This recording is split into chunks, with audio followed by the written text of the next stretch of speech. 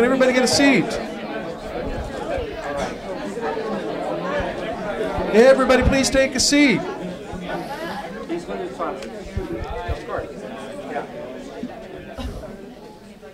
I am both pleased and honored to introduce to you our student speaker, who actually is the winner of the communications contest for the Genocide Conference.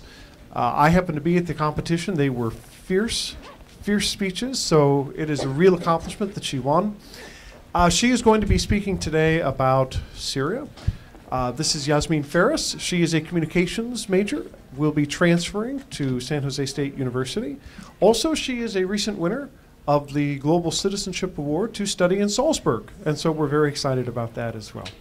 So, Yasmeen Faris, the floor is yours.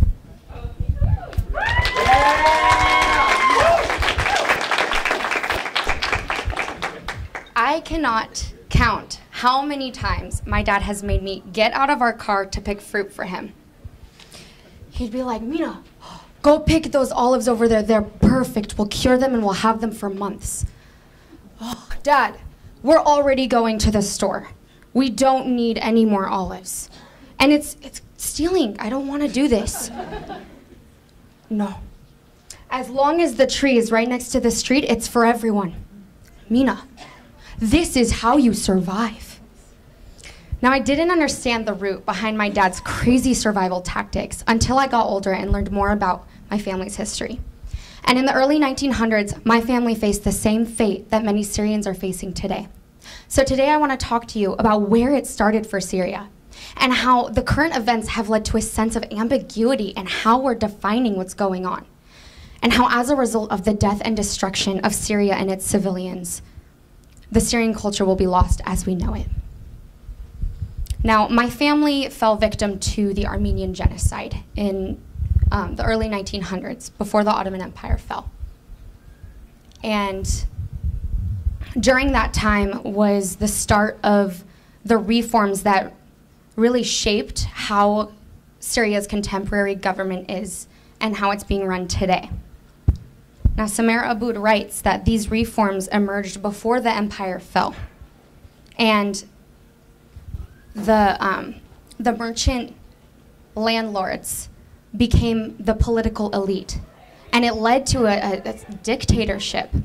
Now, I had the privilege of interviewing a former congressman. His name is Khalid Awad. He is now a refugee in America.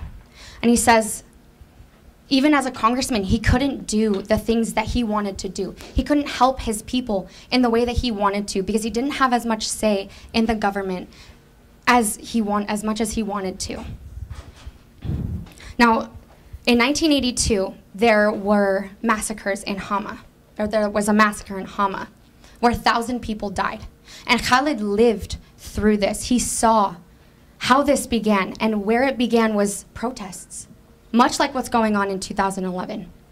Now, they're commonly called as massacres, but the Syrian Human Rights Committee begs to differ. They said that the regime's intent was clear: to commit a crime of genocide against the citizens of the city and its construction. And that leads me to my next point. I have noticed through my research and through just conversation that there's a major lack of consistency in how we're defining what's currently going on. Now, Philip Gorovich, who wrote a book, Post-Rwandan Genocide, speaks on Syria. He says that in order for this to be considered genocide, it has to be a systematic project of exterminating a group defined by religion, race, ethnicity, and so on. Now he's saying, it looks like an indiscriminate and systematic extermination of the civilian population, but the victims do not fall under the demographic that is defined in the definition of genocide. But instead, it's defined by location and politics. Now, I am a first-generation American-born Syrian, Lebanese, and Palestinian. My family that was killed in the early 1900s, they're Syrian. So if we're going to consider this definition, my family was not victims of the Armenian genocide because they're not Armenian, but more so their deaths were repercussions of it. And that to me is so reflective of what is going on right now. Because as Gorovich says, this can't necessarily be defined by genocide on a technicality. So I want to challenge the definition. Maybe if genocide were to include politics, it could fall under this. It is systematic in a sense that chemical bombs are being used. But before that, hospitals have been bombed strategically by Russia, Russian warplanes that are going in and targeting them and disabling people from getting the help and the medical attention they need from these chemical bombs. The government is not allowing humanitarian agencies to come in and help the 13.1 million people in Syria that need help. That's a violation of human rights. These people are dying and they don't have the resources to even survive.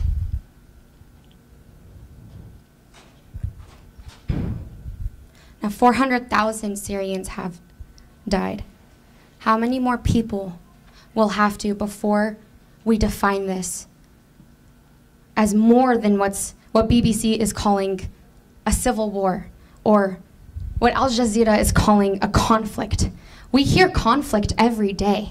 That is a word that is constantly said. And to call what's going on in Syria a conflict diminishes the horror that these people are facing.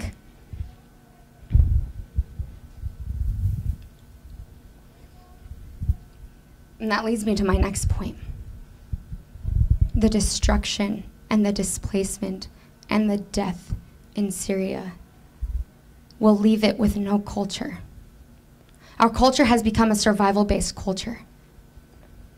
My great-grandpa was displaced. He was not able to go back to Syria and spent the rest of his life in Sudan, Africa. He was so stressed out that his hair turned white at 17 years old.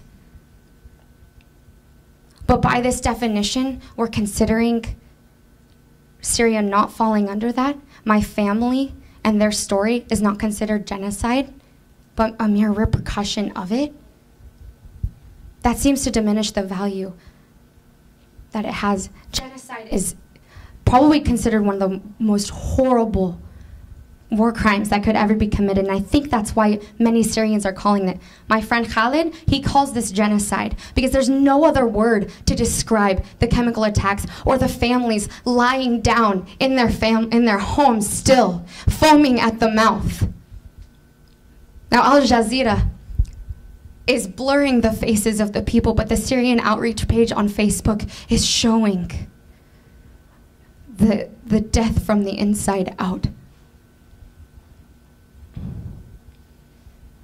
Daniela Abrat says that this has led to one of the biggest refugee crises in modern history, with over 5 million registered refugees. Now, this could be considered genocide in a sense that children are forcibly moving to another group to adapt to other cultures. And that's another reason why they're losing their culture, because of displacement, as well as destruction. Where there was once beautiful architecture is now rubble.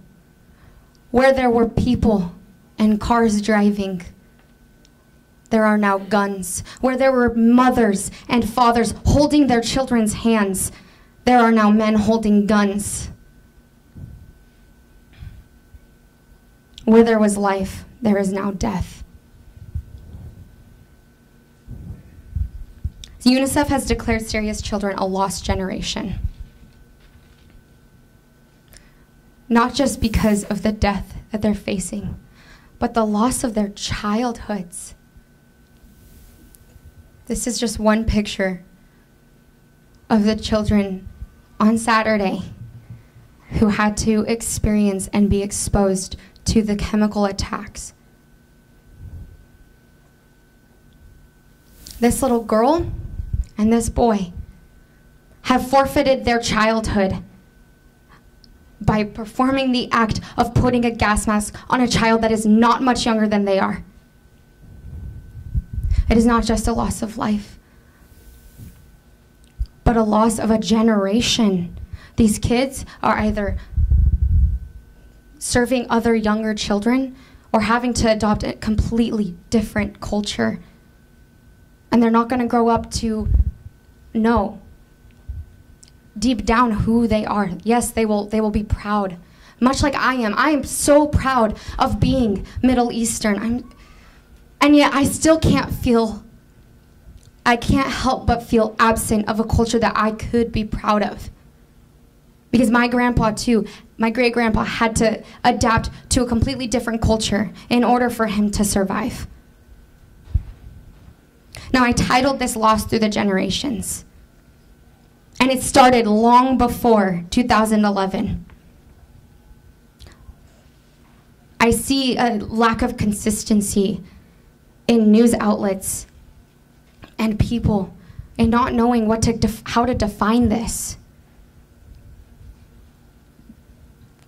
But I'm here to tell you my family's story because it's under the umbrella of the Armenian genocide.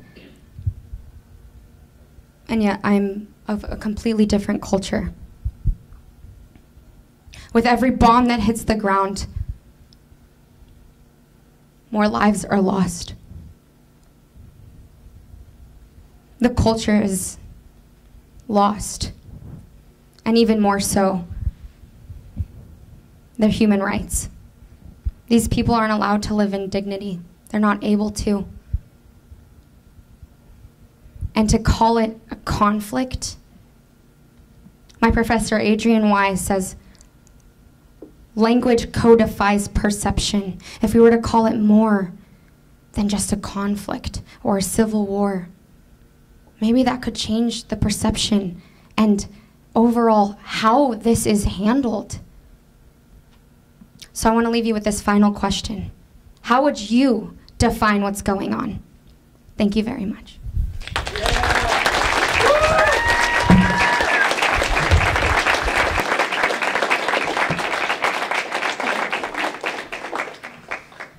Thank you, Yasmeen. That was once again a reason as to why you were the perfect choice for this conference. Thank you very much. And we are so pleased to be able to give you the award. Thank you. And we wish you the best. Thank you very much.